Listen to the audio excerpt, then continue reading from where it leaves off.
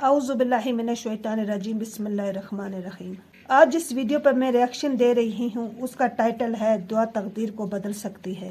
یہ ہمارے لیے لے کر آئے ہیں پیر اجمل رضا قادری، ان کا بہت بہت شکریہ۔ دعا مسلمان میں عقیدہ توحید پختہ کرتی ہے، اور دعا اس دولت کا نام ہے جو صرف مومن کے پاس ہے، کافر کے پاس نہیں۔ نبی پاک علیہ السلام نے فرمایا الدعاء صلاح المومن، دعا مومن کا ہتھیار ہے، کافر کے پاس یہ ہتھیار نہیں ہے۔ مومن جب اپنے مالک کے حضور دعا مانگتا ہے نا، دنیا میں آپ کسی سے زیادہ مانگے تو وہ ناراض ہو جاتا ہے، وہ کہتا ہے بھائی تو نے تو کام بنا لیا ہے، کل بھی دیا تھا، پرسوں بھی دیا تھا، روز روز تجھے کون دے؟ میرے نبی پاک علیہ السلام نے فرمایا جو اپنے رب سے زیادہ مانگتا ہے رب اس سے زیادہ راضی ہوتا ہے، سبحان اللہ، زیادہ راضی ہوتا ہے۔ سبحان اللہ۔ اب دعا مخصوص اوقات نہیں دعا کے، فرمایا اذا دعان، جب بھی دعا مانگو گے تمہارا رب تمہاری دعا کو، جب بھی دعا تو دعا کرتے رہنا چاہیے، ہر وقت دعا میں بندہ شامل رہے، اللہ کے ذکر میں شامل۔ یہ جو قرآن مجید نے کہا نا یا ایھا الذین آمنوا اذکروا اللہ ذکرا کثیرا، اے ایمان والو اپنے رب کا ذکر کثرت سے کرو، وسبحوہ بکرۃ واصیلا، اور صبح و شام اسی کی پاکی بیان کرو۔ تو اس سے مراد یہ نہیں ہے کہ تسبیح لے کے سارا دن مسجد میں بیٹھے رہو اور کام کوئی نہ کرو، بلکہ اس کا مطلب یہ ہے کہ روٹی شروع کرو تو اللہ کے نام سے، اختتام کرو تو اللہ کے نام، سو جاؤ تو رب کا نام لے کے، سویرے اٹھو تو اللہ کا نام لے کے، جب تمہیں کوئی چیز اچھی لگے تو ماشاءاللہ کہو، جب کوئی مصیبت آئے تو کہو انا للہ و انا الیہ راجعون۔ تو سارا دن اللہ کا ذکر جاری رہے۔ نبی پاک صلی اللہ علیہ وسلم نے مسلمان کو ایک دوسرے سے ملنے کا طریقہ بتایا۔ تو مصیبت آئے تو کیا کہنا ہے؟ صرف فوت کی پہ نہیں کہنا، اس کی وضاحت کر دو۔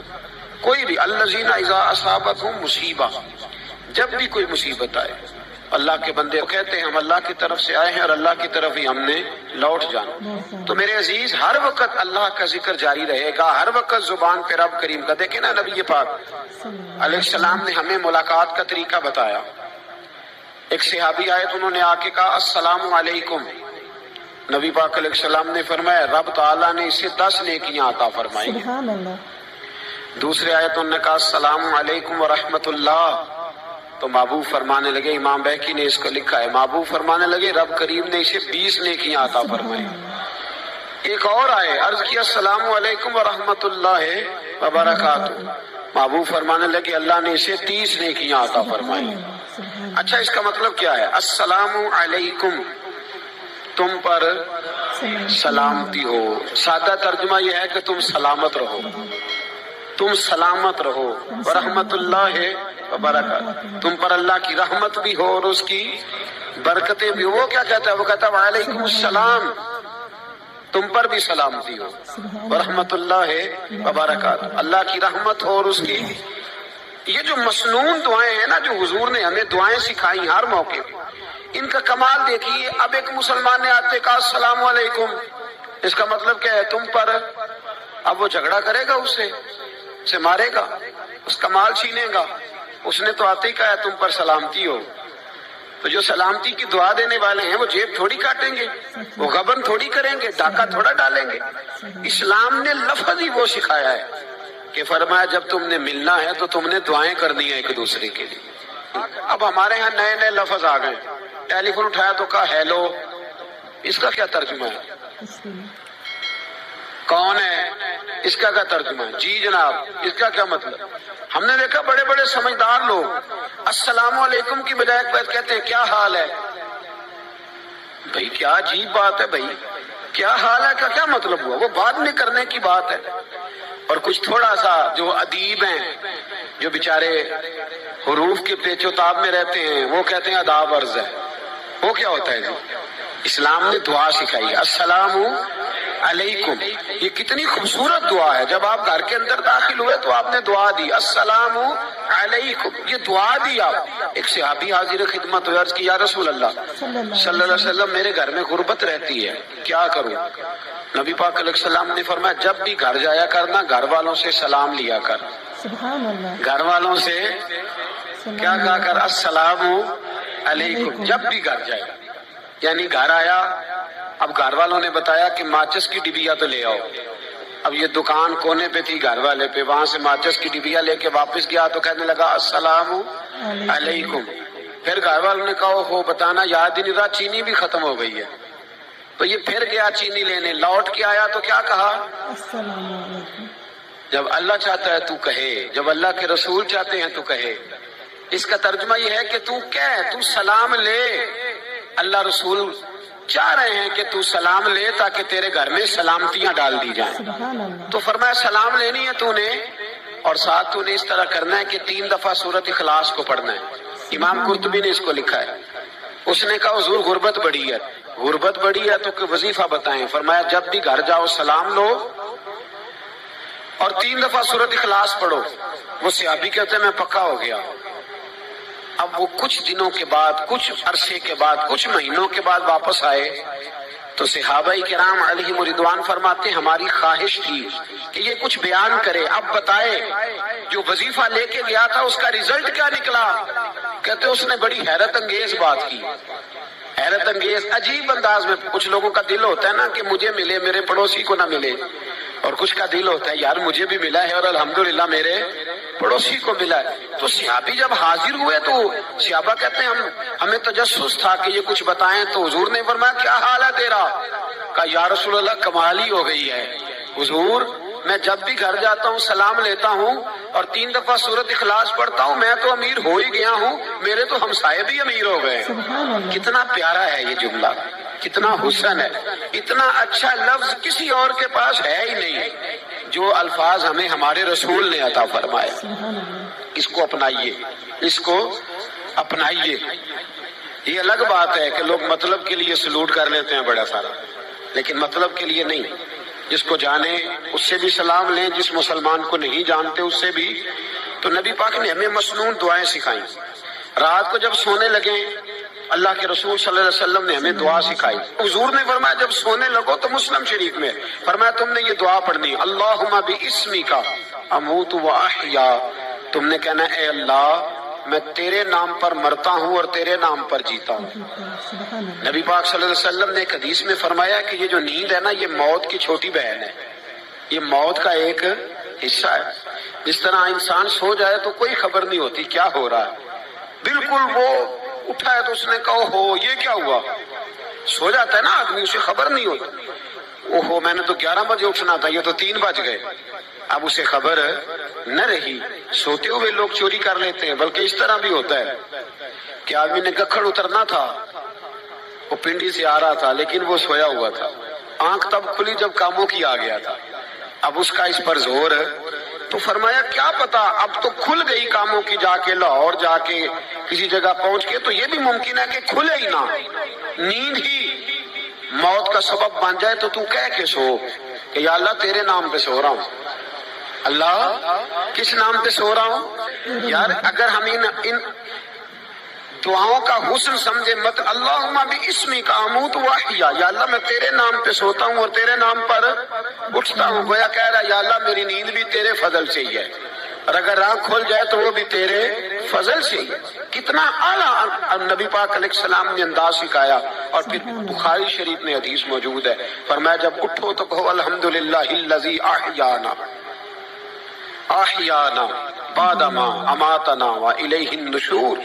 فرمایا جب تم سو کے اٹھو تو پھر کہو اے اللہ ساری تعریفیں تیرے لیے، تمام تعریفیں جس نے ہمیں موت کے بعد حیات دی. موت کے بعد فرمایا احیانا بعد ما اماتنا، ہمیں مرنے کے بعد گویا اللہ کا شکر ادا کر کے آنکھ کھل گئی. دیکھیں کس طرح اسلام مسلمان کو اللہ کے ساتھ جوڑتا ہے. فرمایا شکر کر، آنکھ کھل گئی. کہ یا اللہ تیرا شکر ہے تو نے موت کے بعد ہمیں دوبارہ حیات عطا فرمائی، یہ شکر ادا کرو. گویا تم یہ نہ کہنا کہ میں اٹھ گیا ہوں تو میرا کمال ہے، یہ نہ سمجھنا میں اٹھ گیا ہوں تو میں بڑا پابند ہوں. جب میں ارادہ کر لوں کہ میں نے 11 بجے اٹھنا ہے تو پھر میں اٹھ جاتا ہوں.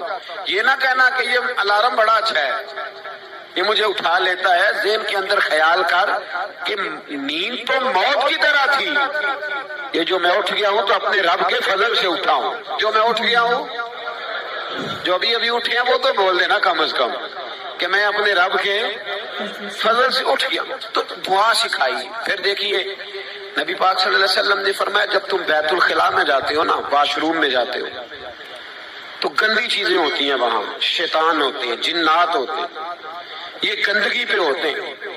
جب تم واش روم جاؤ، بیت الخلاء جائے، تب بھی دعا مانگو. کیا دعا مانگو؟ وہ دعا بھی نبی پاک صلی اللہ علیہ وسلم نے ہمیں تعلیم فرمائی اور بخاری میں ہے، کہا پڑھا کرو اللہم انی اعوذ بک من الخبث والخبائث. کہو اے اللہ ناپاک چیزوں سے میں تیری پناہ مانگتا ہوں، وہ نر ہوں یا مادہ ہوں. اللہ میں تیری پناہ مانگتا ہوں. واش روم کے اندر بہت ساری بری چیزیں ہوتی ہیں. جوان میری بات پر توجہ فرمائیں، وہاں بہت ساری گندی چیزیں ہوتی ہیں. انسان کئی دفعہ واش روم میں جاتا ہے، اسے وسوسے زیادہ آتے ہیں. یہ نوٹ کریں میری بات.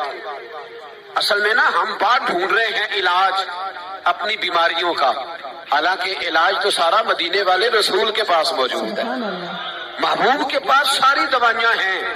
تو نبی پاک علیہ السلام دیکھیں نا، انسان واش روم میں جاتا ہے اسے وسوسے آتے، برے خیالات آتے، وہ گناہ کی طرف کئی دفعہ مائل ہوتا ہے. تو کہا تو دعا پڑھ کے جا، اللہم انی اعوذ بکا، یا اللہ میں تیری پناہ مانگتا ہوں من الخبث والخبائث، ہر خبیث اور بری چیز سے میں تیری پناہ مانگتا ہوں، وہ نر ہو یا یار. کتنا عظیم دین ہے، کتنا عظیم میرے مصطفیٰ کریم کا وہ والا دین ہے. اصل میں اللہ کرے پی اے پاس بچے کو بیت الخلاء کی دعا بھی یاد ہو جائے، ایسے یاد ہو جائے، اور اس کے ماں باپ سمجھ لیں کہ جوان ہو گیا ہے، اب ہو سکتا ہے اس کی طرف شیطان حملہ زیادہ کرے، اسے خراب کرنے کی کوشش کرے، تو لہذا اسے دعا سکھائی جائے تاکہ اس کو پہلے سے پتا ہو کہ میں نے اس بے ایمان سے بچنا کس طرح سے. اب آپ دیکھیے نبی پاک علیہ الصلوۃ والسلام نے ہمیں دعا سکھائی مصنف ابن ابی شیبہ میں. کون سی دعا؟ واش روم سے نکلنے کی. اللہ اکبر، بڑی زبردست دعا ہے، بڑی زبردست. آپ یقین کریں اس ایک ایک دعا پر ایک ایک پورا بیان ہو سکتا ہے، ایک ایک. یہ اس لیے نہیں میں کہہ رہا کہ میں کوئی عالم فاضل آدمی ہوں، آپ کہیں گے کہ بتا رہے ہیں میں بڑا پڑھا لکھا ہوں. صرف یہ عرض کر رہا ہوں کہ اس کے فوائد پر، ثمرات پر جو اللہ تبارک و تعالی امت کو دیتا ہے، ان دعاؤں کی جو فضیلت حدیثوں میں آئی، اور پھر جو اس کے فوائد ہے، اور اس پر بات کروں تو ایک دعا تقاضا کرتی ہے کہ اس پر پورا ایک لیکچر ہونا چاہیے. دیکھیے آپ واش روم سے نکلے، دعا کیا ہے؟ دعا کے لفظ کیا؟ الحمدللہ الذی. ایک حدیث میں لفظ ہے غفرانک، غفرانک، اے اللہ میں تجھ سے بخشش چاہتا ہوں. اور جو مشہور اور معروف ہے مصنف ابن ابی شیبہ کی روایت، فرمایا الحمدللہ الذی اذھب عنی العذاب وعافانی. فرمایا اے اللہ تیرا شکر ہے. واش روم سے نکلا ہے تو کہہ رہا ہے یا اللہ تیرا شکر ہے، تو نے مجھ سے اذیت دور کی، وعافانی، اور تو نے مجھے عافیت عطا کر دی. اذیت دور کر دی اور عافیت. بولیے واش روم سے نکلا ہے تو کیا کہتا ہے؟ یا اللہ تیرا شکر ہے، تو نے مجھ سے اذیت دور کر دی اور مجھے عافیت.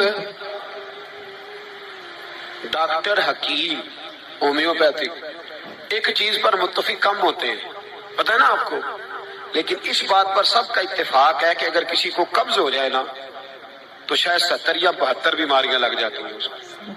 اور جب آدمی کو قبض ہوتی ہے نا، پیٹ کے اندر فضلہ جم جاتا ہے، خارج نہیں ہوتا، اس کو اعصاب کی بیماری ہوتی ہے، اس کے ذہن پر اثر ہوتا ہے اس چیز کا.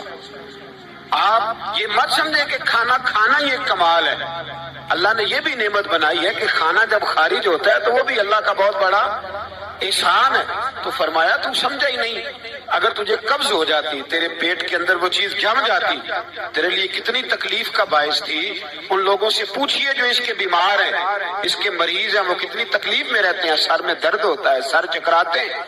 ایک بہت بڑا روڈ ایکسیڈنٹ ہوا تو ڈرائیور سے لوگوں نے پوچھا کہ مسئلہ کیا ہے؟ تو کہنے لگا میں قبض کا مریض ہوں، تو میں کھانا کھا لیتا ہوں تو میرے ذہن پر وہ اس قدر زیادہ گیس کا غلبہ ہوتا ہے کہ میں سخت تکلیف میں ہوں.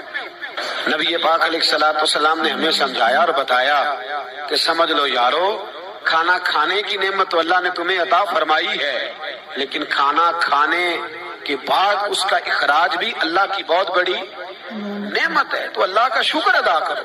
پھر جب آپ گھر سے نکلیں گے تو بھی اس کی دعا ارشاد فرمائی، بسم اللہ توکلت علی اللہ، اللہ کے نام سے گھر سے نکلتا ہوں اور میں نے بھروسہ بھی اللہ کے نام پہ کیا۔ جب گھر سے نکلیں تو کس کے نام پہ بھروسہ کریں؟ بولیے۔ حضرت رابعہ بصریہ رحمت اللہ علیہا، آپ تشریف لے گئیں حج کرنے، جس دن واپس آئیں اپنا اونٹ کہہ گئی جاتی دفعہ، کہنے لگی اللہ میں تیرے حوالے کر کے جا رہی ہوں اور بسم اللہ توکلت علی اللہ، بھروسہ بھی تیری ذات پہ ہے۔ جس دن واپس آئی نا اسی دن کسی نے بتایا کہ اماں آج ہی تیرا اونٹ مر گیا ہے، تو اونٹ کے سرانے کھڑی ہو کے کہنے لگی مولا میں تو تیرے نام پہ تیرے پہ بھروسہ کر کے گئی تھی، تیرے حوالے میں تو تیرے گھر گئی تھی۔ تو لوگ کہتے ہیں اماں کے منہ سے لفظ نکلے تو اونٹ زندہ ہو کے کھڑا ہو گیا، کھڑا ہو گیا وہ۔ اماں کہنے لگی نہیں تمہیں غلطی لگی ہے، مرا ہی نہیں تھا، پہلے سے ہی موجود تھا، گویا اپنی کرامت بھی نہیں ظاہر ہونے دی۔ تو بھائی گھر سے نکلیں تو کس لفظ پر کہ یا اللہ میں تیرے بھروسے پہ نکل رہا ہوں، میں اس کے دو فائدے ہوں گے، ایک تو آپ اللہ کی امان میں جا رہے ہیں، اللہ کی امان میں آ رہے ہیں، اور دوسرا جس گھر کو آپ چھوڑ کے جا رہے ہیں اسے بھی اللہ کی امان میں دے کے جا رہے ہیں۔ تو کتنا لذت والی دعا ہے جو نبی کریم علیہ السلام نے ہمیں سکھائی۔ اب ذرا حدیث سنیں خوش ہو کے۔ کیسی لگی آپ سب کو یہ ویڈیو؟ امید کرتی ہوں کہ یہ ویڈیو آپ سب کو پسند آئی ہوگی۔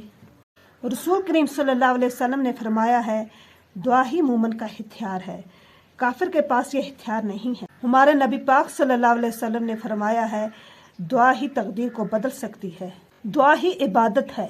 جو بندہ اللہ تعالیٰ سے دعا نہیں مانگتا تو اللہ تعالیٰ اس سے ناراض ہو جاتا۔ جب کوئی بندہ دونوں ہاتھ اٹھا کر اللہ تعالیٰ سے دعا مانگتا ہے تو اللہ تعالیٰ کو خالی ہاتھ واپس کرتے ہوئے شرم آتی۔